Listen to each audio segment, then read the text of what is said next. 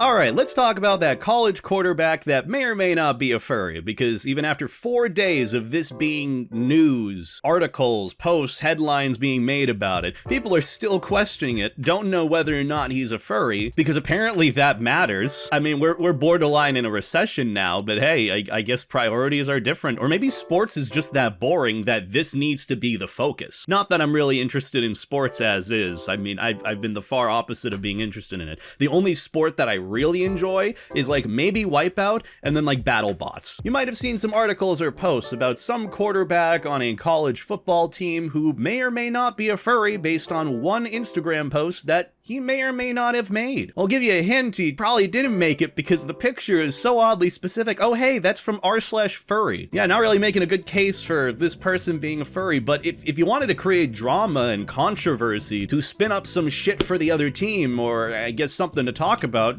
sure. I feel like the question answers itself. Like for reference, with this article by the Bro Bible, is TCU starting quarterback Josh Hoover part of the furry costume community? Now from face value, you probably couldn't really take a guess, but with the context of the acronym for the college, which TCU stands for Texas Christian University, I feel like the question answers itself a bit more easily. I mean, it's not to say that it's impossible, but I don't know, man. I've had some experience in private Catholic schools and private schools of religious background for give or take 6 to 7 years of my life. Also, why specifically this guy? This poor guy just looks like he's trying to play football. He's just trying to get through college and play football and win for the team and maybe get drafted onto the NFL. He's got bigger priorities than if he's a furry or not, which, like, realistically, it shouldn't matter. Like, if this person's a furry, cool. If he's not a furry, cool. I know some people are saying like, oh, they'll lose their scholarship, oh, they won't get drafted for the NFL, which very well could happen, knowing how people make a big deal about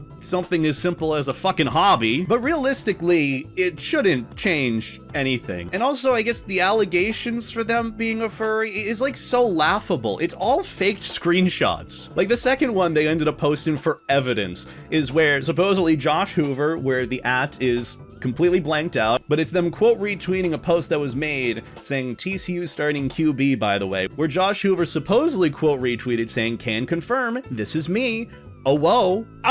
People will believe anything nowadays, won't they? I should just make a cryptocurrency at this point, man. It's fucking laughable, man. It's laughable. Literally. I could say right now that I'm actually a leprechaun. I've secretly been a leprechaun this whole time, and if you rub my forehead, I'll give you 3 wishes. I'm sure some of you will believe that, and there will be people at a furry convention that'll come up to me and just randomly rub my forehead uncomfortably before even asking or saying hi. Don't do that, by the way, please. But either way, the article in question by the Bro Bible, which actually they reference, or I guess embed a video from me to explain what a furry is, so that's kind of cool. They did their research a little bit. Okay, so literally the first sentence in this article, which is riddled by ads, by the way. I'm having a hard time trying to read all this. I cannot believe I actually have to say this, but no, TCU quarterback Josh Hoover is not part of the furry community, as far as I know. A fake Instagram story is circulating on the internet as if it is real, but it's not. Unfortunately, as funny as it would be, the original image came from a parody account. Fans of other college football programs took the photo and ran buck wild on social media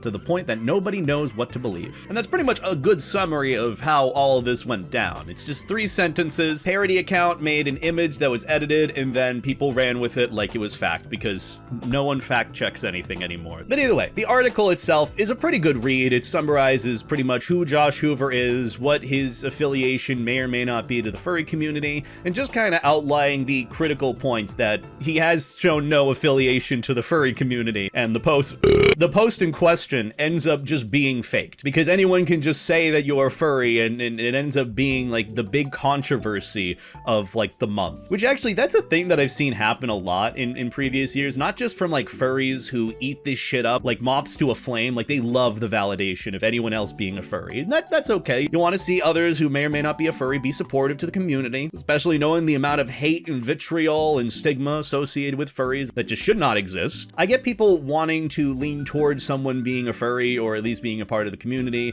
whether for, I guess, malicious reasons or for supportive reasons from furries. Granted, I haven't seen many furries on social media talking about this case and just kind of blowing it over and going over whatever the big thing that's going on Twitter right now, which I don't even know if I want to cover that. Basically, the whole us versus them, the furry fandom used to be better back then, now there are all these grifters that are hot and sexy and making money, and like feel a little targeted with this one, but yeah, that might be a whole discussion for later. Let me know if you want me to cover that one. And that's why I wanted to cover this, because it's nonsensical, it's non-problematic in every sense. I mean, depending on how you look at it, it might still be a little malicious with framing someone of being a furry when there may not be a basis for it, and it might actually affect their chances of getting opportunities in the future, which it shouldn't. It really shouldn't. It's just a hobby. You know, if you do a good job and you know what you're doing and whatever you do on the side as a hobby is fine, you know, that's it. But unfortunately, in the past, it's been a case where it has affected opportunity. So I could totally understand this one being a concern for someone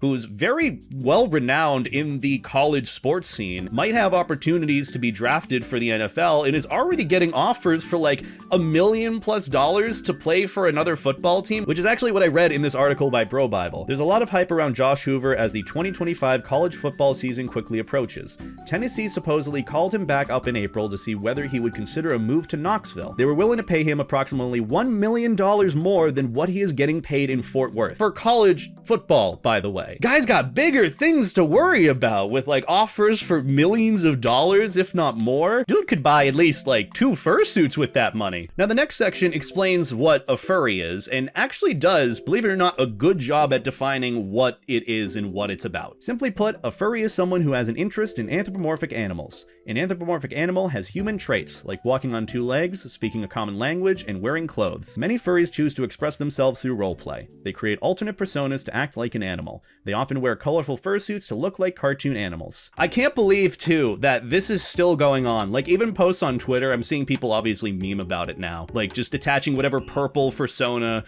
to, like, the picture of Josh Hoover's post, and it's like, oh man, how'd they find me out? You have people giving themselves badge names like Josh Hoover for the next furry convention, and they're like purple fursuits, purple fursonas. I also love how immediately, like, as soon as you're part of like some team or wear whatever colors that people associate you with, your fursona is going to be that color as well. But yeah, is Josh Hoover, the quarterback of TCU, a furry? No, probably not. If he is, that's cool. If he isn't, that's cool. Personally, I do not care, and it should not matter, like at all. But apparently someone allegedly being a furry, even if they have no ties to the community, is always such a big controversy for some reason. Like, even if it is supposed to be funsy and cutesy and playing coy, like, you know, with Odd Ones Out hinting that he's a part of the furry fandom, or like Quite making references to him being a furry or not a furry. For a lot of folks, at least in the YouTube scene, it's good publicity, because you don't just have people talking about it that are already a fan of you, you have furries that are also clinging on to it, like moths to a flame, like, ooh, is this person actually a furry? This one, Darth Baylor, which very evidently has an AI-generated profile picture, go figure. There's been a lot of talk about TCU quarterback Josh Hoover being a furry, and I'm here to tell you, it's all true. Yes, this is his real Pinterest account.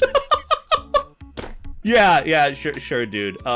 Yeah, because, you know, it's clearly him. I mean, it's got his name there and everything. Oh boy, you really got me. But that's pretty much the article, just kind of going over some of the meme posts made and debunking that original Instagram post, which, you know, seems pretty fake to me. Is he a furry? Who knows, but let him kind of do his own thing and leave him be. You know, he's got bigger things to worry about. You know, if someone's offering to buy you for a quarterback for another team for $1 million, like, yeah, he's got some big opportunity. And I think that, you know, to some extent, maybe it's done for the meme, this whole thing. Maybe it was done for parody. Maybe it was done to create controversy or screw up opportunities for this person in the future. But I think the one thing that scares me the most about this is, even though we've been through this same song and dance before about X individual supposedly being a furry through either a post that they made, a fake post that was made, something that was edited, maybe something they alluded to in a video, maybe where they mentioned furries in the slightest. But I feel like with where the internet is heading in this day and age of misinformation, not really wanting to